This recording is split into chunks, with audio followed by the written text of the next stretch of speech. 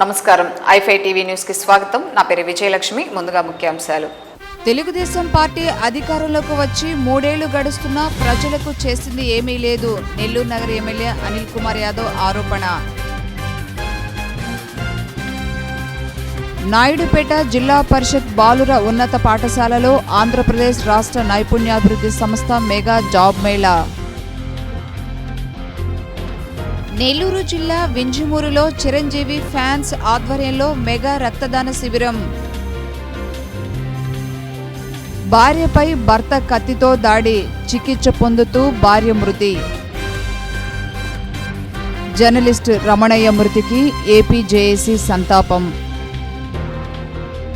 శ్రీమఠంలో ఎన్నికల ప్రధానాధికారి బన్వర్లాల్.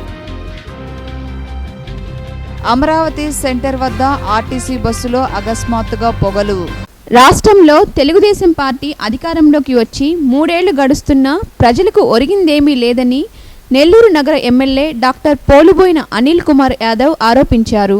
నెల్లూరు నగరంలో ప్రజలు అనేక సమస్యలతో అల్లాడుతున్నారని, ప్రధానంగా నెల్లూరులో డెంగ్యూ ఫీవర్ ప్రజలను వణికిస్తుందని అన్నారు. నగరంలో పారిశుద్ధ్యం మెరుగుపరచడంలో కార్పొరేషన్ అధికారులు పూర్తిగా విఫలమైందని తెలిపారు. దీనికి నిరసనగా తాను చేపట్టాలనుకున్న గడప గడపకు యాత్ర నంద్యాల ఉప ఎన్నిక నేపథ్యంలో వాయిదా వేసినట్లు తెలిపారు. 2014లో అధికారంలోకి వచ్చి దాదాపు 3 సంవత్సరాలు అవుతా ఉంది. ఈ 3 సంవత్సరాలకు సంబంధించి నెల్లూరు నగరంలో అనేక కార్యక్రమాల మీద అనేక సార్లు మేము పోరాటం చేయడం జరిగింది. అదైతే ఇళ్ల స్థలాలు కూల్చాలనే ఆలోచన దాని మీద కానీ, పెన్షన్ల మీద కానీ అనేక కార్యక్రమాలు కూడా చేయడం జరిగింది. ప్రతిసారి ఈ ఒక సమస్య వచ్చినప్పుడల్లా ఒక రివ్యూ మీటింగ్ పెట్టుకొని దాని మీద ఈరోజు మేము దండయాత్ర చేస్తున్నామని, ఈరోజు మొత్తం శానిటేషన్ అంతా ఒక రూపు మారుతాం, నెల్లూరు నగరం అంతా పరిశుభ్రంగా వస్తామని చెప్పి అనేక సార్లు రివ్యూలు మీటింగులు పెడతా ఉన్నారు. అనేక కోట్ల రూపాయలు దాని మీద ఖర్చు చేసి అనేక కోట్ల రూపాయలు మింగుతా ఉన్నారు. మెరుగుపడిన దాఖలాలు అయితే ఈ 3 సంవత్సరాలు ఎక్కడా కూడా లేవు. బాధ్యతగా ప్రతిపక్షంగా అనేక సార్లు కూడా మేము పోరాటం చేయింది. మా కార్పొరేట్లు కానీ, కౌన్సిల్లో కానీ అనేక ప్రెస్ మీట్లు కూడా పెట్టడం జరిగింది. యాక్చువల్గా ప్లీనరీలో అనౌన్స్ కూడా చేయడం జరిగింది. ఆగస్టులో మొదటి వారంలో ప్రతి గడపకి వస్తాను, సమస్యలు తెలుసుకుంటాము, మా ఒక్క పక్క పొరపాట్లు ఏమైనా ఉన్నా కూడా వాటిని కూడా సవరించుకొని ప్రజల సలహాలు తీసుకొని ముందుకు వెళ్తామని చెప్పి అనౌన్స్ చేయడం కూడా జరిగింది. ఈ యాత్రను దివంగత మాజీ ముఖ్యమంత్రి వైఎస్ రాజశేఖర్ రెడ్డి వర్ధంతి రోజైన సెప్టెంబర్ 2వ తేదీ నుంచి నెల్లూరు నగరంలో పాదయాత్ర చేపట్టనున్నట్టు స్పష్టం చేశారు. ఈ యాత్రలో ప్రజలు పడుతున్న ఇబ్బందులు తెలుసుకొని వాటి పరిష్కారానికి కృషి చేస్తానని వెల్లడించారు. నెల్లూరులోని తన కార్యాలయంలో ఎమ్మెల్యే విలేకరులతో మాట్లాడారు.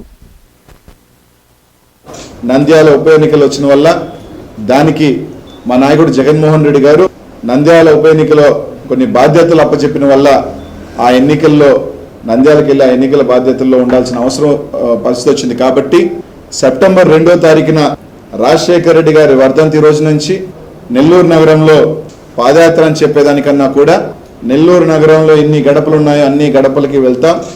నెల్లూరు నగర ప్రజలు పడుతున్న ఇబ్బందులన్నీ కూడా తెలుసుకుంటాం, ఇంకా కూడా మరీ లోతుగా తెలుసుకుంటాం. ఇదే కాకుండా 3 సంవత్సరాలలో మా తరపు నుంచి కానీ ఏమన్నా పొరపాట్లు జరిగినా కూడా దాన్ని సవరించుకునేదానికి, ఎందుకంటే ఇంకా ప్రజలకు వెళ్ళినప్పుడు మేము మా బాధ్యతను కూడా ఇంకా కూడా మెరుగుపరుచుకునేదానికి కావచ్చు. నెల్లూరు నగరంలో ఇంకా కూడా మరింతగా కూడా ప్రజా సమస్యల మీద పోరాటం చేస్తాం. నెల్లూరు జిల్లా నాయుడుపేటలోని జిల్లా పరిషత్ బాలుర ఉన్నత పాఠశాలలో ఆంధ్రప్రదేశ్ రాష్ట్ర నైపుణ్యాభివృద్ధి సంస్థ మెగా జాబ్ మేళా నిర్వహించింది. సూలూరుపేట నియోజకవర్గంలోని నిరుద్యోగ యువతీ యువకులకు జాబ్ మేళా ద్వారా ఉద్యోగ అవకాశం కల్పిస్తున్నామని ఎమ్మెల్యే కిల్వేట్ సంజయ్య తెలిపారు. సూలూరుపేట నియోజకవర్గ స్థాయి మెగా జాబ్ మేళాని నాయుడుపేట జెడ్పీ హై స్కూల్ ప్రాంగణంలో ఏర్పాటు చేయడం జరిగింది. దీనికి పూర్తిగా ఆర్థిక సహాయాన్ని 786 రఫీ గారు అందించడం జరిగింది. ఈ కార్యక్రమంలో 21 కంపెనీల ద్వారా 1650 మందికి ఉద్యోగ అవకాశాలు కల్పించామని నిర్వాహకులు తెలిపారు. ఈ జాబ్ మేళాకు 3500 మంది అభ్యర్థులు దరఖాస్తు చేసుకున్నారు. మెగా జాబ్ మేళాను 786 సేవా సంఘం చైర్మన్ రఫీ ఆధ్వర్యంలో నిర్వహించారు. ఈ కార్యక్రమంలో సుమారు 3500 మంది రిజిస్టర్ చేసుకున్నారు. సుమారు 26-27 కంపెనీలకు వచ్చాయి, మల్టీనేషనల్ కంపెనీస్ వచ్చాయి. వాళ్ళు 1600 వేకెన్సీస్ ఉన్నాయి.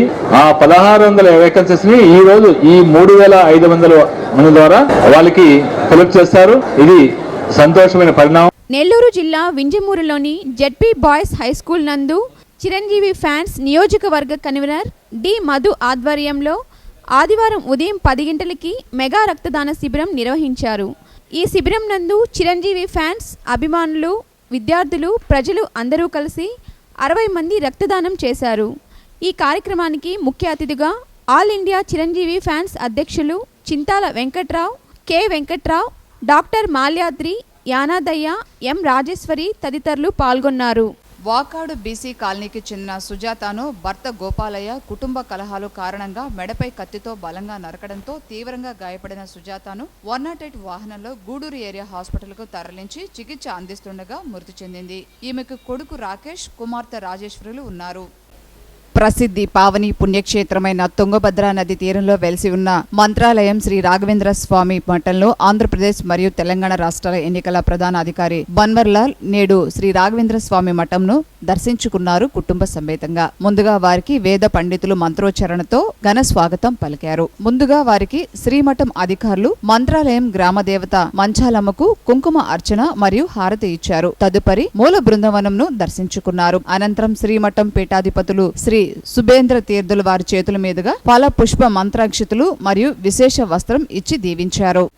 మన సహచర మిత్రుడు నెల్లూరు ఆంధ్రప్రభ క్రీడా విలేకరి ఎల్ రమణయ్య బీపీ కారణంగా మృతి చెందారు. సీనియర్ రిపోర్టర్గా వివిధ పత్రికలలో పనిచేస్తూ గత 3 ఏళ్లుగా ఆంధ్రప్రభకు సేవలు అందిస్తూ మరణించిన రమణయ్య మృతికి ప్రగాఢ సంతాపం తెలియజేస్తూ వారి కుటుంబ సభ్యులకు సానుభూతిని Andhra Pradesh editors and journalist association Nellore జిల్లా కమిటీ తరపున సంతాపం తెలియజేశారు.